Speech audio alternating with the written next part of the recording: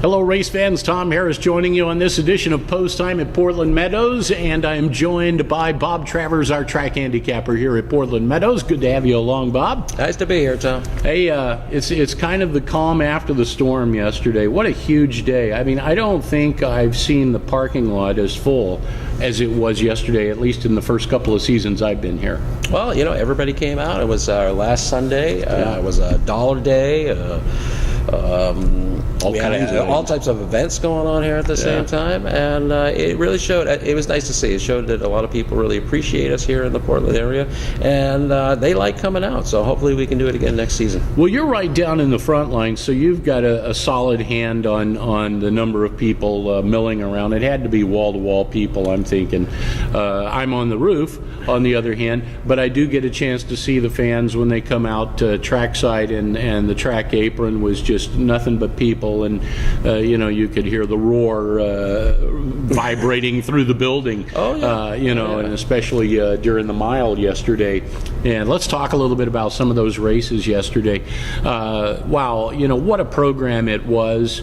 We had so many good races yesterday that some of the ones that stand out, Winning in Fashion, did everything. Our single came through. Yeah, and she was, she just keeps on winning. She's undefeated on the season. She finished out just the way she started, and just fantastic. Hats off to the Connections. What a fantastic mare. Yeah, I'd also like to mention Grinder Sparks Aglow. I know we were both kind of a little leery about 2 turns with Grinder, but boy, that horse really proved himself. He did. Yes, he really did. Championship caliber. Love to see it. Kudos to the Connections. Yeah. Says I didn't see it myself, but prove me wrong.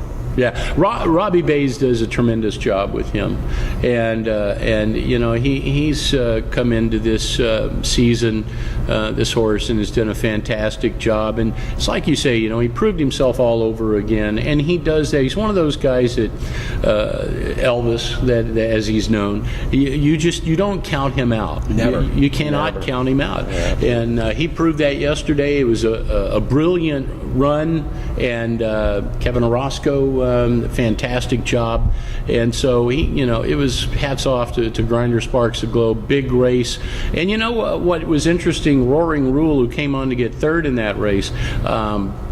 I think the transition from the track, we talked a little bit about that before. Always, yeah. This is a different type of track, type of makeup. I've been told over the years it's kind of a masonry sand. It's good with drainage. We're pretty wet here a lot in the wintertime, so the track is definitely different than everywhere else. Yeah, sure. and so you get the California shippers that come up, and oftentimes they do very well. But then there's times like yesterday where the hometown horse had a little bit of an advantage. Absolutely, and it proved it. So good stuff yesterday. Columbia River Stakes, another big race yesterday. We had the Donna Jensen yesterday, the Mount Hood Final Quarter Horse race of the year. So stakes race, that is. So anyway, we got some race action today at 12:30 post time coming up here. The 6th race, first of a couple of races that we're going to spotlight here. Hallie J's a horse I like here, Bob, from the inside. We've got a few of these horses in this race that are coming out of Stakes Company. Another one is Lucky and Rich, a horse that was in the ladies overnight handicap, and Pet Gold's the late running sort, going to be a long shot here. Hot Gem is another horse that was second in that ladies overnight, but pretty well balanced group. I see it that way, but I went and looked at this race because I think everybody's in the same caliber here, so I looked for a pace play. And what I came up with, and another reason, I like the 6, Apari. I think Apari is going to get the lead. I don't think there's much of a speed in here, and that might favor him. I think he could wire this. Also, too, I'm looking at these horses that have run against each other, and I'm looking, okay, the definition of insanity. Do the same thing over and over, right? Well, who's doing something different? And they're changing up the jock. We got Zanio, who's tied now, or is he the leader? They're still nipping. They're still nipping tuck. So yesterday was there. Yeah. Zanio is the change on this horse, and I think that might be the key here. And I'm going at 8-1. I hope Apari left-hand turn, go home.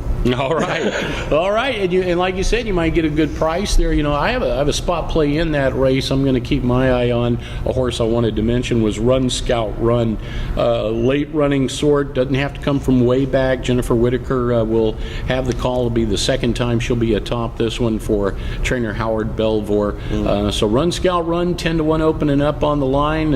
If there does indeed become a speed duel in the race, I'm going to look for somebody like Run Scout Run to pick up the pieces. That's true. He's definitely off the pace. Probably could be a speed duel with Hot Gem and Apari, that's for sure. But again, I'm going for, okay, they're trying something different. Zanillo's never been on this horse. Going for that. I think he gets out. Keeps the lead, Hot Gem falls back, and you're 7 at 10-1 with Jennifer Whitaker. Could definitely be there. Maybe we could come together and come up with an exact That'd be all right. 7th race on the card. It's a distance of 6 furlongs, field of 8 to go postward here, and this kind of another tricky race. I like a horse that you're going to talk about a little bit in here, but I'm going to let you do the talking about that one. Alaskan Cruise is a horse that comes to a spot where he seems to do well, or he has in the past. Secret Mark opens up at 8-1. I'll be a little surprised to see him go off that high, to be honest with you. My boy Rudy's been running big races, winner of 2 out of the last 3. Nice Guy's Finish on the outside is a horse that seemingly has been improving and been knocking at the door. But who do you have in this one? In this one, I got the Rialto Kid, number 4. I love that name. Yeah, Rialto Kid. He's done no wrong. Isn't that, I mean, this guy is just winning and winning. He's going through his connections, and I'm just going to keep going with him. I think he's got the best numbers. Certainly perfect for the pace. Keeps the jock. Jock definitely is staying with him with the bug. I'm taking the 4. 4-1. I think it's going to be actually a shorter price on him. Well, I'll tell you, with a name like Rialto Kid, he's got to be tough. I spent a little time in California, Southern California, and I live not far from Rialto. Rialto, tough town. You got to be a tough one to deal with that. But I was in San Bernardino, just up the road. But and if you look at this race, from a handicapper's perspective, you look at this and you look at the 8, and almost there, always a bridesmaid, never the bride. You can't get it done 19 times. And you're looking at the 1. Great numbers again, but just seems to can't get there. Is improving. Now, the 1 is a great price. If you get 10, 12-1 on this guy, definitely play him in there.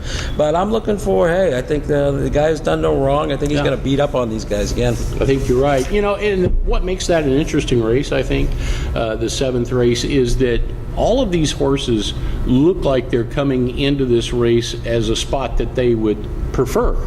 So you have kind of a convergence zone of horses that are looks like they're landing in the right spot for them, but obviously it can't be right for all of them. Only one's going to come away. Absolutely. And then, of course, you got to talk about Valid Prince, who I think is probably going to go for the lead. Coming off a layoff, usually it's good for a horse to get some time off, or it could be bad because there was some sort of injury. But this horse does win after a layoff. And where did you do it? At Portland. At 32,000 maiden. And a class drop here, too. Yeah, kind of a class drop. So if this guy's on his game, he could wire this race here. But like I say, I'm going to go with Rialto. Done no wrong. Okay. Bob Travers, our track handicapper. Bob has the Bob Handicaps, and you can pick one up absolutely free at the Guest Services Information Station. You should be on one of those home shopping channels. You got the hand. I'm no Carol. All right, you can stop by the main level of the grandstand, pick up your copy of the Bob Handicaps right here at Portland Meadows. Thanks so much, Bob, for joining us. Good to be here, Tom. And we'll do it again tomorrow. Absolutely. All right, I'm Tom Harris. We'll have race day action straight ahead.